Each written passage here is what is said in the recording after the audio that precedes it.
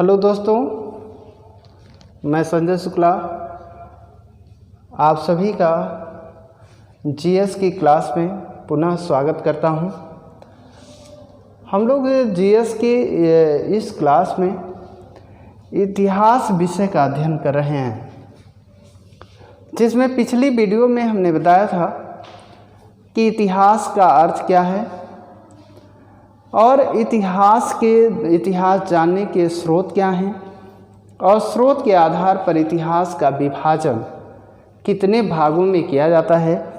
तो हमने बताया था कि स्रोत के आधार पर तो स्रोत हमारे पास दो हैं, एक साहित्यिक स्रोत हैं यानी साहित्यिक साक्ष्य और दूसरा क्या है, पुरातत्व। तो जो पुरातत्व है और साहित्य है, इसके आधार पर इतिहास को हम 3 भागों में डिवाइड किए थे, जिसमें वो जो 3 भाग था यानी प्रागैतिहासिक काल, आदि ऐतिहासिक काल और ऐतिहासिक काल। तो इन जब 3 भागों में उसको डिवाइड किए तो हमने देखा था कि जो प्रागैतिहासिक काल है उसके अध्ययन का स्रोत हमारे पास पुरातत्व एकमात्र स्रोत था अध्ययन के लिए, वो था पुरातत्व। यानी जो प्रागैतिहासिक मानव है उसने जो भौतिक अवशेष छोड़े थे, यानी जिन भौतिक वस्तुओं का वो इस्तेमाल करता था, उन्हीं भौतिक अवशेषों के आधार पर उनके इतिहास को हम जानने का प्रयास करते हैं। दूसरा हमने बताया था आदि ऐतिहासिक काल। आदि ऐतिहासिक काल में हमने बताया था कि वहाँ पे जानने के लिए हमारे पास यानी इतिहास के जो दोनों स्रोत हैं वो उपलब्ध हैं, साहित्य और पुरातत्व। लेकिन प्रागैतिहासिक काल के इतिहास को जानने के लिए हम सिर्फ किसी एक स्रोत का प्रयोग करते हैं या किसी एक स्रोत पर ही निर्भर होते हैं। जैसे हमने बताया था कि जो आदि ऐतिहासिक काल है उसके अंतर्गत 2 कालखंडों का अध्ययन करते हैं, एक सिंधु सभ्यता और दूसरा हमने बताया था सिंधु सभ्यता, जिस पे हम लोग आगे चर्चा करेंगे, और दूसरा हमने बताया था वैदिक संस्कृति। तो ये जो दोनों पीरियड हैं वो आदि इतिहास के अंतर्गत आते हैं और इसमें सिंधु सभ्यता का अध्ययन सिर्फ हम पुरातत्व के आधार पर करते हैं और वैदिक संस्कृत का जो अध्ययन करते हैं वो साहित्य के आधार पर करते हैं। यानी वैदिक काल के अध्ययन के लिए हमारे पास साहित्य के साक्ष्य पर्याप्त मात्रा में उपलब्ध है। तीसरा हमने बताया था ऐतिहासिक काल। ऐतिहासिक काल का आशय ये है कि ऐतिहासिक काल में दोनों साक्ष्य यानी जो इतिहास जानने के जो हमारे दोनों स्रोत होते हैं वो साहित्यिक और पुरातात्विक, ये दोनों उपलब्ध हैं और दोनों की समान उपयोगिता है। यानी समान रूप से जब दोनों साक्ष्य भी उपलब्ध होते हैं और दोनों साक्ष्यों का समान रूप से प्रयोग करके जब हम किसी कालखंड का इतिहास निर्मित करते हैं तो उस कालखंड को हम ऐतिहासिक काल के नाम से जानते हैं। ठीक है, वहाँ तक हम लोगों ने चर्चा किया था। अब हम लोग देखते हैं कि जिससे हम लोग एक्चुअल में सामान्य तौर पर इतिहास के विभाजन को करते हैं, जिसे हम कहते हैं अध्ययन की सुविधा के आधार पर। यानी वो तो स्रोत के आधार पर विभाजन हुआ था और एक्चुअल में इतिहास का वही विभाजन है। और हमने बताया था कि इतिहास के पिता कौन हैं, हेरोडोटस हैं, जिन्होंने अपनी पुस्तक हिस्टोरिका लिखा था। तो ये भी आपसे सवाल पूछता है कि इतिहास के पिता कौन हैं, तो हेरोडोटस है।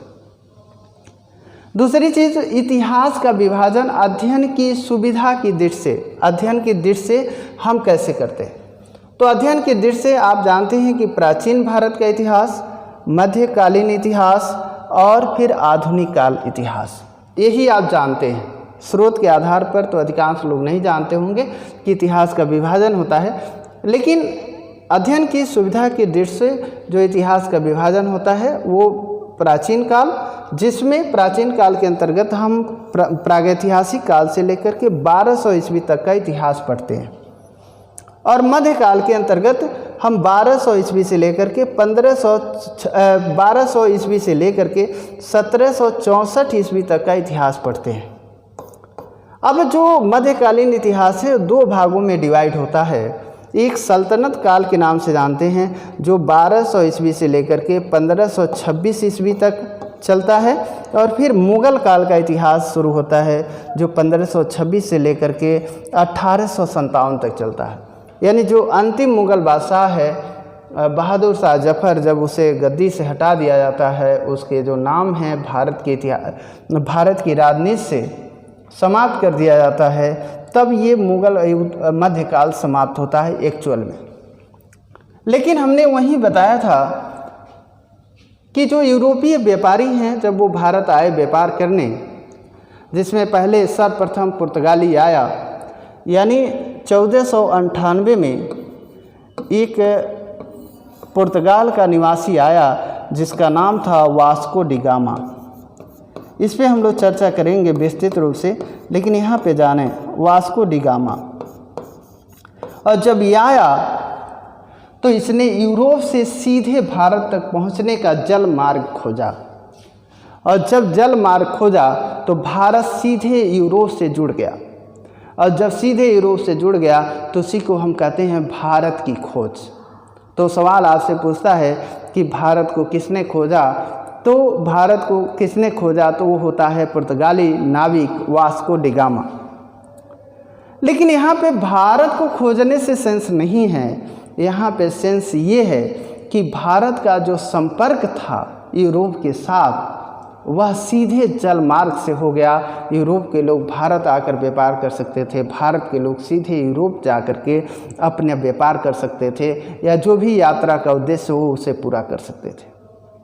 अभी यात्रा ये खोज कैसे हुई ये हम लोग बाद में पढ़ेंगे, लेकिन हम लोग यहाँ पे ये चीज़ आया है तो हम आपको बता दिए।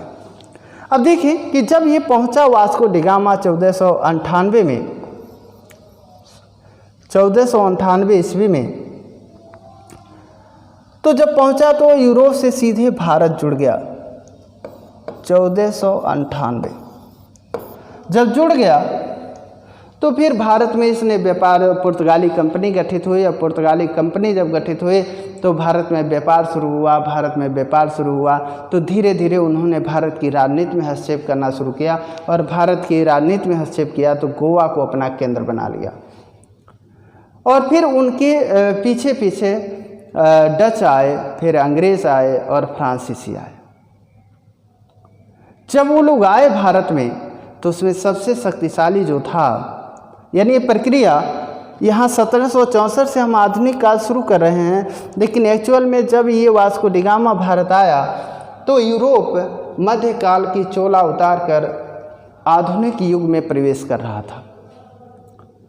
और आधुनिक युग में प्रवेश कर रहा था तो जाहिर सी बात है कि वह आधुनिक प्रवृत्ति भारत की ओर भी बढ़ेगी, क्योंकि जब यूरोप का संपर्क भारत से होता है, आप अपने को म्यूट रखेंगे, तो जब यूरोप का संबंध भारत से होता है तो भारत भी कहीं न कहीं आधुनिक प्रवृत्तियों से परिचित होने लगता है। लेकिन इन व्यापारिक प्रवृत्तियों के बीच व्यापारिक कंपनियों के भारत आने के बाद जब 1764 में British east India company Bharat में अपनी सत्ता की स्थापना कर लेती है, बंगाल को अपना केंद्र बनाती है, तब यहीं से आधुनिक काल की शुरुआत भारत में होती है। लेकिन यहाँ पे अभी कंपनी पूरी तरह पूरे भारत पर शासन नहीं कर पाती है, अभी अधिकांश क्षेत्रों पर मुग़ल साम्राज्य का शासन है, इसीलिए ये दोनों काल एक साथ चलते रहते हैं। तो इसको हम लोग जब पढ़ेंगे मध्यकाल और मुग़ल काल तो ज़्यादा स्पष्ट करेंगे। तो लेकिन यहाँ जाना है कि 1764 से लेकर के जो बाद के काल हैं उसे हम आधुनिक काल के अंतर्गत अध्ययन करते हैं। इसका एक विभाजन, ये अब विभाजन ऐसा हम कर कैसे पाते हैं, ये विभाजन का हमने बताया कि अध्ययन की सुविधा के आधार पर अगर करते हैं तो इसका बेस क्या है, यानी आधार क्या है, हम कैसे इसको अलग कर लेते हैं। इसको अलग करने के पीछे एक कॉन्सेप्ट है कि जब भी किसी कालखंड में, जब किसी इतिहास के किसी कालखंड में समाज, अर्थव्यवस्था, राजनीति, धर्म, दर्शन, कला और संस्कृति में व्यापक परिवर्तन होता है, वहीं से इतिहास को हम अलग कर लेते हैं। यानी देखें तो अगर एग्जाम्पल हम देखें तो ये देखें कि जो प्राचीन काल है, यहाँ पर जो हमारी अधिकांश जो जनसंख्या है वो हिंदू है। जो धर्म है, रीति रिवाज, परंपराएं हैं, उत्पादन प्रणाली है, राजनीतिक सिद्धांत हैं, कला और संस्कृति है, सब कुछ हिंदू है। यानी जो यहाँ पे पनपा था, यानी जो भारत में सदियों से जो पनपी थी संस्कृतियाँ, वही यहाँ प्रचलित हैं। वो भले ही हिंदू, जैन, बौद्ध में विभाजित हों, विभिन्न वर्गों में धार्मिक आधार पर वो विभाजित हों, लेकिन कहीं न कहीं जो उनका मूल है वो ये कही है। यानी सब कुछ हिंदू परंपरा पर आधारित है, चाहे रीति रिवाज हो, चाहे राजनीति हो, चाहे उत्पादन प्रणाली हो, सब कुछ हिंदू परंपराओं पर आधारित है। तो हम इसको, चूँकि 1200 तक ये परंपरा चलती रहती है, यानी ये परंपरा 1200 तक चलती रहती है। लेकिन 1200 में जब तुर्कों का आगमन होता है, यानी तुर्कों द्वारा जब साम्राज्य की स्थापना की जाती है भारत में मोहम्मद गोरी द्वारा, तो आप देखें कि जो पुरानी परंपरा चल रही थी प्राचीन काल में, यानी जो पुरानी परंपरा थी, उसके स्थान पर नवीन राजनीतिक और आर्थिक प्रणाली भारत में स्थापित होती है और एक नया जनसंख्या जुड़ता है जो सामाजिक रूप से और धार्मिक रूप से वो पृथक है। यानी वो समाज है मुस्लिम, उसका धर्म भी अलग है, उसका रहन सहन अलग है, उसकी उत्पादन प्रणाली अलग है, उसकी राजनीतिक सिद्धांत अलग हैं और उसकी जो कला और संस्कृति है वो भी पृथक है। तो यानी देखें कि प्राचीन काल में जो परंपराएं थी उससे मध्यकालीन जो परंपराएं हैं वो अलग हैं। यहाँ पे अगर अलग है तो इसका मतलब है कि 1200 तक हम जो पढ़ते हैं वो हिंदू परंपरा पर आधारित व्यवस्था को पढ़ते हैं, यानी सिंपल विभाजन आपको बता रहे हैं। ये बहुत सारे इसके और भी कारण हैं। लेकिन 1200 के बाद राजनीति, अर्थव्यवस्था, समाज, धर्म और कला संस्कृति के क्षेत्र में नया तत्व जुड़ता है और फिर उसका इतिहास पढ़ते हैं। तो उसका इतिहास हम 1200 से शुरू करते हैं और उसे मध्यकाल का नाम देते हैं। फिर हमने बताया कि जब यूरोपीय कंपनियां भारत आती हैं तो वो नई एक जनसंख्या है, यानी वो ईसाई जनसंख्या है। उसके ईसाई यानी जो यूरोपीय ज्ञान विज्ञान, राजनीति, कला, संस्कृति और धर्म से भारत परिचित होता है, उसे यहाँ भारत में स्थापित किया जाता है। तो उसे हम आधुनिक काल नाम दे देते हैं। क्यों नाम दे देते हैं? क्योंकि यहाँ पे देखिए हम मुस्लिम व्यवस्थाएं थी और यहाँ पे देख रहे हैं अब ईसाई व्यवस्था आ रही है। अब यहाँ तक हम राजतंत्र का अध्ययन करते रहे हैं, यानी राजतंत्र, लेकिन यहाँ पे देखेंगे कि धीरे धीरे लोकतंत्र की ओर भी हम बढ़ेंगे। यानी लोकतंत्रीय जो विचारधारा है उससे हम लोग परिचित होंगे। तो इसी को बेस बना करके अध्ययन की सुविधा के आधार पर इतिहास को 3 भागों में डिवाइड कर लेते हैं, प्राचीन काल, मध्यकाल और आधुनिक काल। तो ये हमारा रहता है बेस और इसी के आधार पर विश्वविद्यालय के जो पाठ्यक्रम हैं वो भी तय किए गए।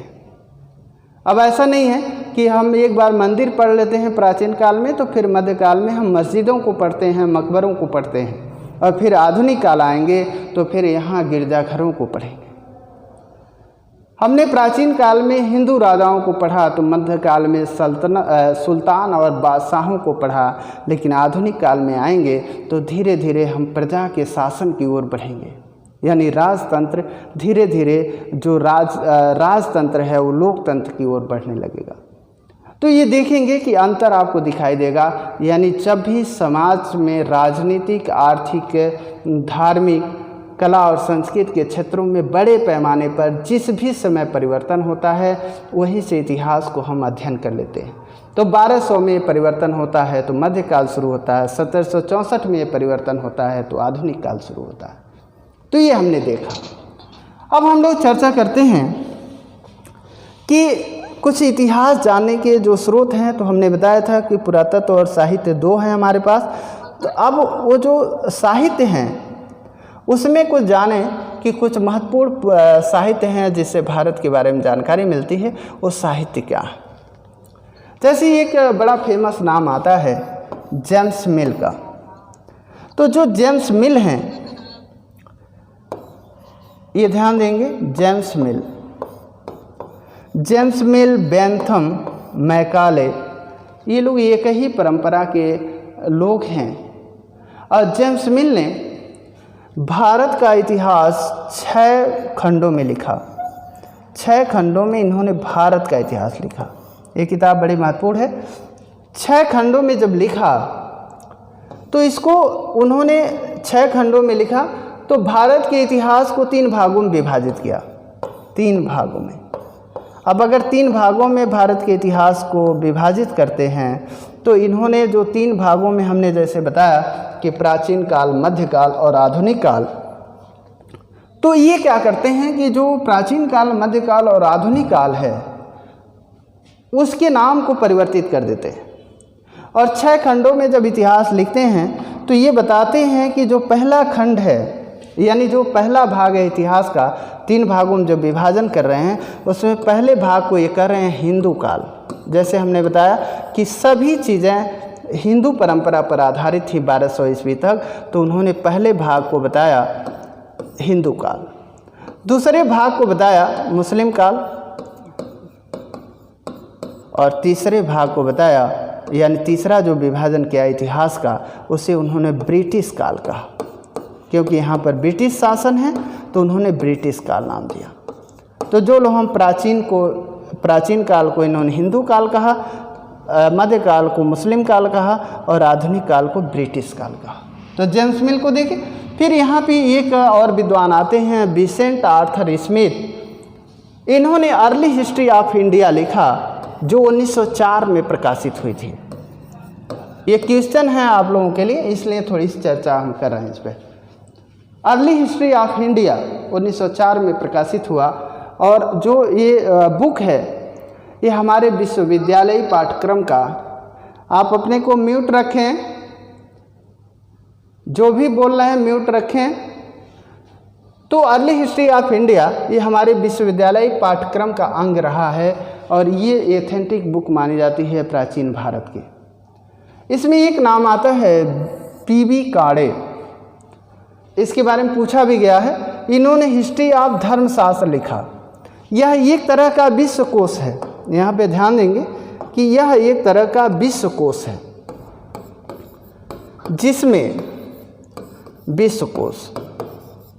जिसमें धर्म, रीति रिवाज, परंपरा, नियम और कानूनों का संकलन किया गया। बड़ा महत्वपूर्ण पुस्तक है पीबी काड़े का, जिन्होंने हिस्ट्री ऑफ धर्मशास्त्र लिखा और ये विश्वकोश कहलाता है, जिसमें हिंदू रीति रिवाज, परंपरा, नियम और कानून का संग्रह किया गया। फिर एक नाम आता है D.R. भंडारकर का, जिन्होंने पुरालेख और सिक्कों के आधार पर भारत का इतिहास लिखा, यानी प्राचीन काल का इतिहास लिखा। इन्होंने अपने इतिहास को लिखने में जो अभिलेख हैं, पुरालेख हैं और सिक्के, इसको उन्होंने बेस बनाया, यानी सिक्का। तो सिक्कों को बेस बनाया और उसी के आधार पर इतिहास लिखा, ये भी पूछता है। दूसरे एक महत्वपूर्ण इतिहासकार हैं, अक्सर करके इनकी चर्चा आगे जब हम लोग मॉडर्न इंडिया पढ़ेंगे तो उसमें देखेंगे। इन्होंने 11 खंडों में पूरे भारत का इतिहास लिख डाला। 11 खंडों में इन्होंने प्रागैतिहासिक काल से लेकर के, यानी मानव की उत्पत्ति से लेकर के 1947 तक का इतिहास लिखा। पुनः हम लोग देखते हैं कि कुछ और इसके बारे में कुछ और लोगों ने लिखा जो आपके लिए जानने के लिए ज़रूरी होता है, इतिहास जानने के लिए। जैसे मैक्स मूलर का नाम बड़ा फेमस है। मैक्स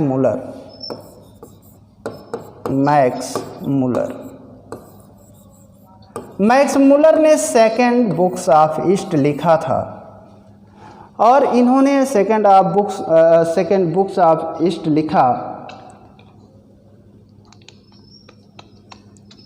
शिवम कुमार, आप अपने को म्यूट रखें।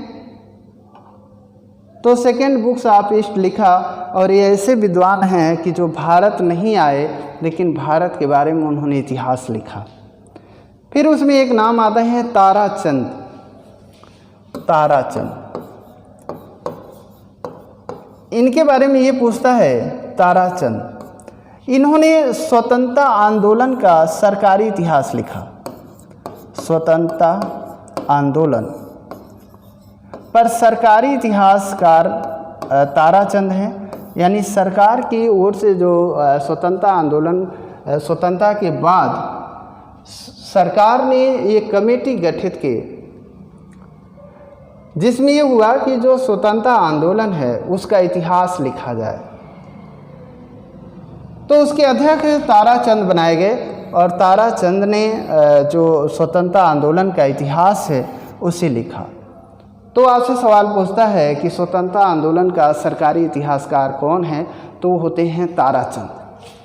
फिर इसमें एक नाम आता है यशवंत सेन का। यशवंत सेन ने 1857 का जो विद्रोह हुआ था भारत में, इसका सरकारी इतिहास लिखा। 1857 के विद्रोह का सरकारी इतिहास लिखा। ध्यान दीजिएगा, सरकारी इतिहासकार, इतिहास लिखा इन्होंने। और इनकी जो बुक है उसका नाम भी है 1857। यानी जो यशवंत सेन ने 1857 के विद्रोह का या स्वतंत्रता संग्राम का जो सरकारी इतिहास लिखा, उस बुक का नाम है 1857।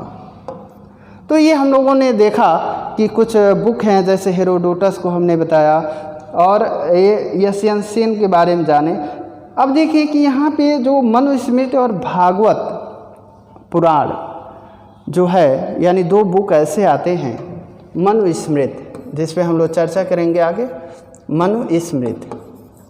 जो मनुस्मृति है इसके लेखक मनु हैं, और जो मनु हैं ये मनुस्मृति लिखे, ये हमारे जो सामाजिक व्यवस्था है उसका बड़े लंबे समय तक आधार रहा है, और आज भी कहीं न कहीं इसका प्रभाव हम लोगों के ऊपर है। तो जो मनुस्मृति है, और इसमें एक नाम और जुड़ता है भागवत पुराण। भागवत पुराण, इस भागवत पुराण में ये दोनों जो बुक हैं, इसमें राष्ट्रभक्ति यानी मातृभूमि से संबंधित, मातृभूमि से संबंधित प्रतिपादन किया गया है। यानी जो मातृभूमि है उससे संबंधित इसमें चीज़ें शामिल की गई हैं, यानी कुछ पंक्तियाँ इसमें लिखी गई हैं। अब हम लोग देख रहे हैं कि ये कुछ महत्वपूर्ण बुक थी, लेकिन अब हम लोग चर्चा करेंगे कि भारत का जो नामकरण है, यहाँ से भी सवाल आपका शुरू होता है।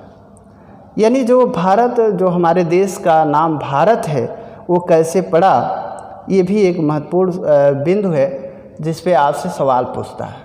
तो आप ध्यान देंगे कि इसमें एक नाम आता है सिंधु नदी, क्योंकि जो भी विदेशी लोग हैं जो भारत आएंगे, वो जो लोग मध्य एशिया की ओर से आते हैं, सिंधु नदी को क्रॉस करते हैं, वो लोग सिंधु नदी के आधार पर भारत को अलग अलग नामों से पुकारते हैं।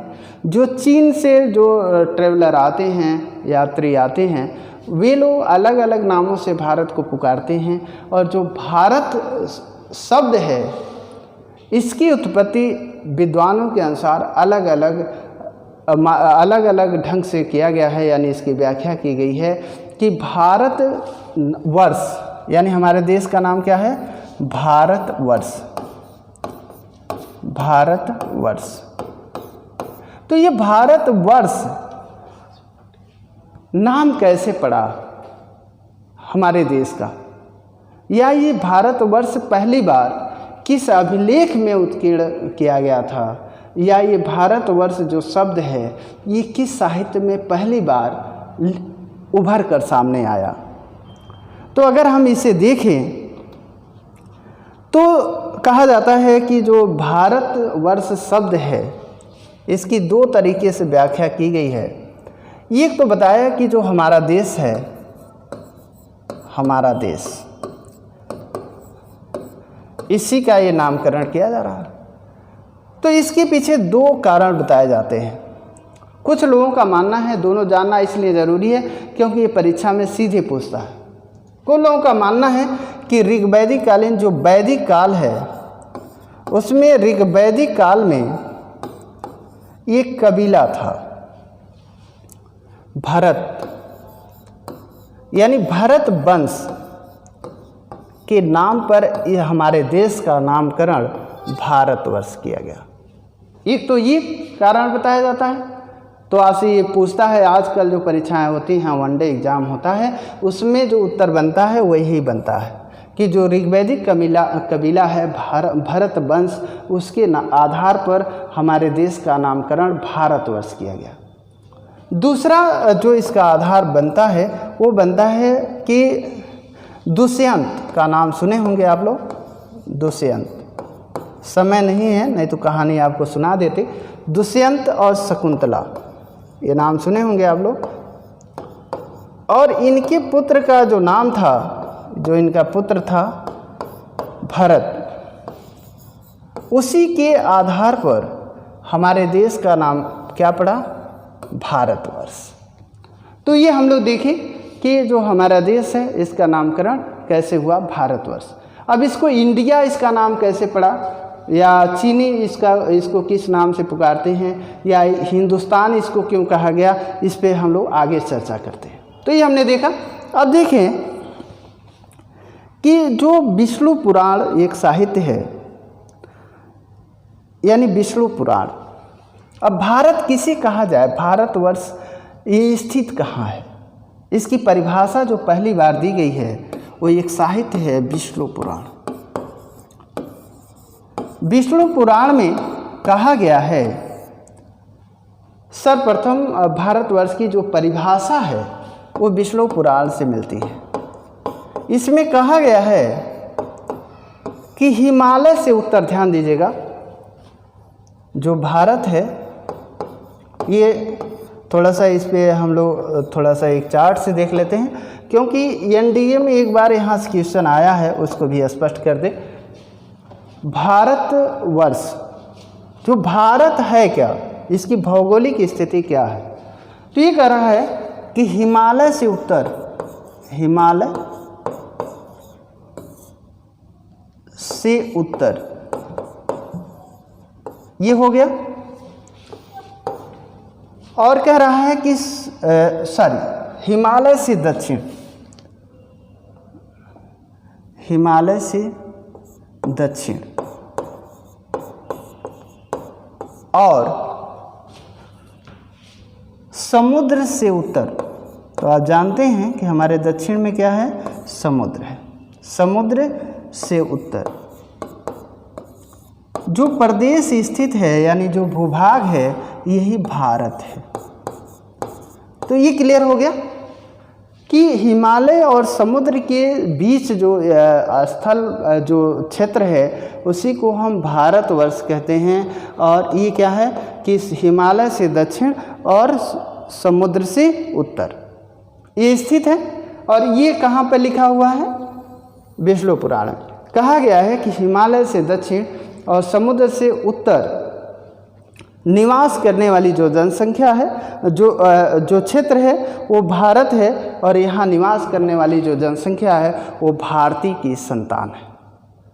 तो ये हम लोगों ने देखा कि जो भारतवर्ष है इसका नामकरण कैसे हुआ। इस पे आगे थोड़ी सी और चर्चा करेंगे, फिर देखेंगे कि मानव का विकास क्रम क्या है अगली वीडियो में। थैंक यू, धन्यवाद।